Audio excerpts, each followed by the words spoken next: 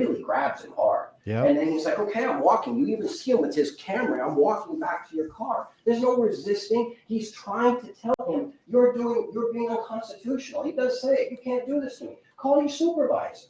But they get him in handcuffs, and there he sits. By the way, the state didn't ask for him to sit there.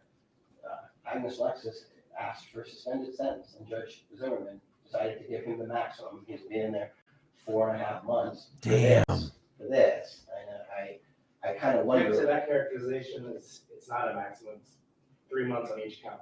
Right, yeah. Oh, you're right. Okay, you're right. I stand corrected.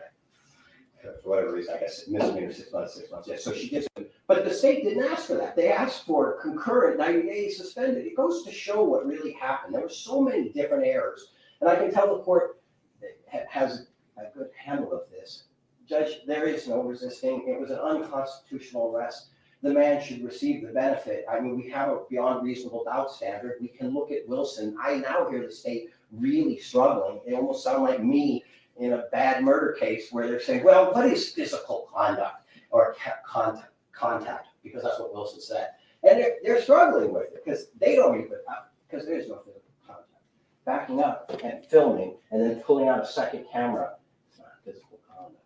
There's nothing physical. He doesn't do anything physical. The officer just lost control, and he was irritated. Maybe we understand.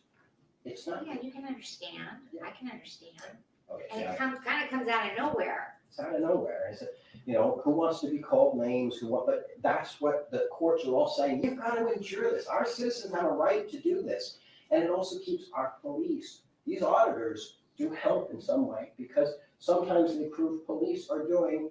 If there was an auditor on what he did, and that one was like, oh, he was saying these things to me. No, he wasn't. If I'm not a witness to it, no, he isn't. And the video shows that if somebody was filming it, he wasn't doing anything wrong. So some false allegation by some crazy lady, okay, it helps them sometimes. And also sometimes it catches bad police officers. Here, what we have is a situation where you have a right to do it. And so for those reasons, I ask that you grant the appeal and reverse this man's conviction. I think he's going to be free. He's going to. I would only briefly say that in the Floyd case, no one was arrested. That's what the distinction is there. So people were allowed to film the encounter, and obviously other things happened from that case. But the issue is not that they were filming, that no one was arrested there. And the case law makes it clear in Listen D and other ones, if there's a probability of substantial harm or death, then individuals can actually interfere. This prosecutor sucks, man. The original prosecutor didn't even want to throw the book at him. Okay, so this time the court's going to grant the appeal and reverse the convictions. Yes. Based on yes. protected conduct, and Mr. Orm, you can prepare the court. Yes, sir. Thank you very much, Joe. Yes. Chille is free. He needs to be released from custody.